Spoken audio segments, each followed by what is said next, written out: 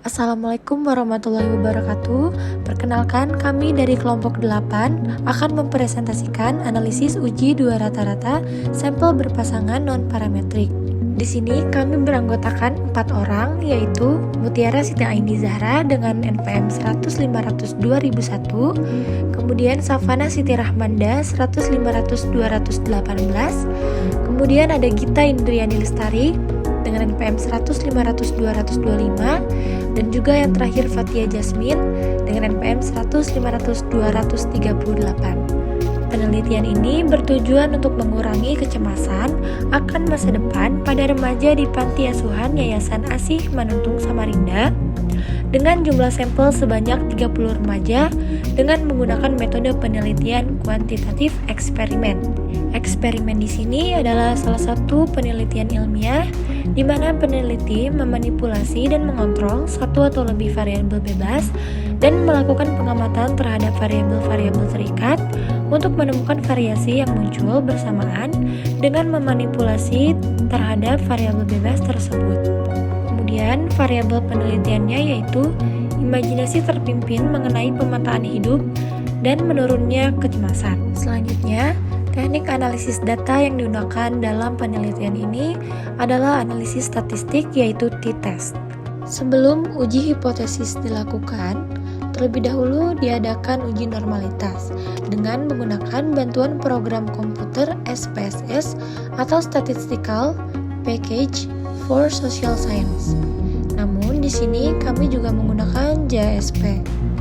Selanjutnya, di sini terdapat data skor dan klasifikasi tingkat kecemasan sebelum dan sesudah pemberian pelatihan. Kemudian ada uji normalitas. Nah, dalam uji normalitas itu terdapat langkahnya. Yang pertama yaitu hipotesis. H0 jika populasi sampel berdistribusi normal. H1 jika populasi sampel bukan berdistribusi normal. Kemudian langkah yang kedua yaitu taraf signifikan. Taraf signifikannya itu alfa sama dengan 5% atau 0,05. Langkah yang ketiga ada statistik uji. Dalam statistik ujinya itu kami menggunakan normality Shapiro-Wilk. Seperti yang teman-teman lihat di sini terdapat hasil yang telah kami kerjakan. Kemudian yang keempat ada kriteria uji. Nah, kriteria ujinya itu memiliki syarat. Terima H0 jika p-value lebih dari alfa. Kemudian terima H1 jika p-value kurang dari alfa. Nah, karena p-value-nya itu 0,01 kurang dari 0,05, maka H0 ditolak dan H1 diterima. Kemudian langkah yang terakhir yaitu kesimpulan. Nah, kesimpulan yang kami dapatkan berdasarkan data tersebut, kami menyimpulkan bahwa datanya itu bukan berdistribusi normal dengan taraf keyakinan akurat sebesar 95%. Hal ini berbeda dengan apa yang kami temukan di jurnal, karena dalam jurnal tertera distribusi normal dengan menggunakan aplikasi SPSS, sedangkan kami berdasarkan JASP Shapiro-Wilk. Di sini saya akan menjelaskan langkah-langkah untuk menganalisis data dengan menggunakan aplikasi JASP. Pertama-tama yang harus dilakukan adalah membuka aplikasi JASP-nya terlebih dahulu. Selanjutnya ke main menu di sini, lalu open dan buka data yang ingin dianalisis. Nah, untuk datanya sendiri, filenya itu harus dalam bentuk CSV. Jika sudah, lalu ke deskriptif. Nah, variabelnya itu prioritas dan prosesnya saja yang ingin dianalisis. Untuk speknya tidak dimasukkan. Lalu selanjutnya ke statistik.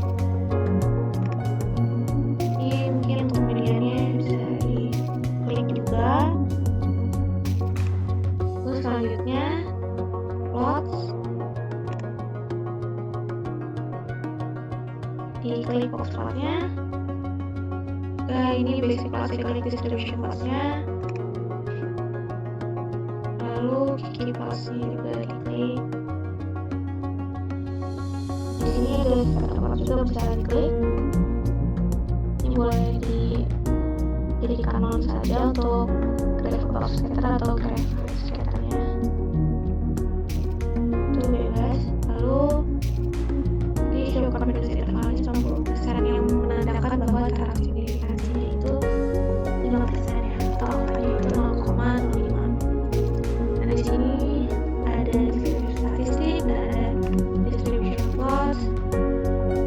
Untuk pretestnya sendiri, banyak data yang ada di antara angka 50 hingga 60. Lalu untuk post-test, banyak data yang terdapat pada sekitar 50 sampai 55. Lalu untuk box plotnya ini, di sini dapat menentukan apakah data berdistribusi normal atau tidak biasanya terlihat dari outlier atau pencilan. Nah, di sini di pretest terdapat pencilan yang bisa menandakan bahwa data ini tidak berdistribusi normal. Lalu selanjutnya di Kikiplos, nah apabila data-data ini yang bentuknya titik-titik ini itu mendekati garis ini, berarti dia berdistribusi normal, tapi jika tidak, berarti dia tidak berdistribusi normal. Sekian informasinya. Oke, selanjutnya untuk mengetahui apakah data itu berdistribusi normal atau tidak, bisa menggunakan t-test juga. Jadi ke t-test kita pakai paired sample t-test karena memang sampelnya itu sama gitu. Jadi kita ingin mencari variabel dari sampel yang sama. Lalu ke assumption checks, diklik normality-nya. Nah, di sini di assumption checks-nya sudah dijelaskan kita menggunakan Shapiro-Wilk dan ternyata p-value-nya kurang dari alpha, yang menandakan data ini tidak berdistribusi normal, sehingga kita menggunakan ujinya itu di t-test Wilcoxon. Jadi diklik Wilcoxon-nya. Nah, di sini terlihat bahwa p-value-nya itu juga kurang dari alpha, sehingga seperti yang sudah dijelaskan, data ini itu memenuhi H1 atau hipotesa 1 dan tidak memenuhi hipotesa 0. Lalu bisa dilihat kalau misalnya menggunakan Wilcoxon itu kita melihat ke median. Nah, untuk di sini terlihat dari deskriptif statistik mediannya pretest itu memang lebih besar daripada median post-test, sebesar sekitar 5. Nah, selanjutnya kita juga bisa menambahkan additional statistik berupa deskriptif. Ini klik aja.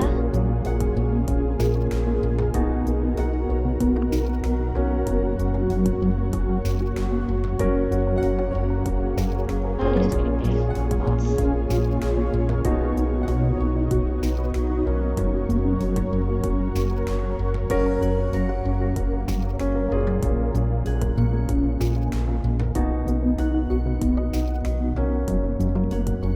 Nah, di sini bisa terlihat bahwa median data pretest itu lebih besar daripada data post-test. Jadi memang menurunnya tingkat kecemasannya.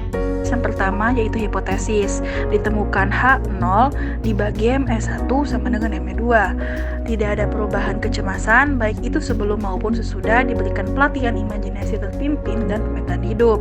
Yang kedua yaitu ada taraf signifikan, ditemukan H1 dibagi ME1 tidak sama dengan ME2. Nah, terdapat perubahan signifikan kecemasan sebelum dan sesudah diberikan pelatihan imajinasi, terpimpin, dan pemetaan hidup. Untuk hasilnya yaitu A sama dengan 5% sama dengan 0,05.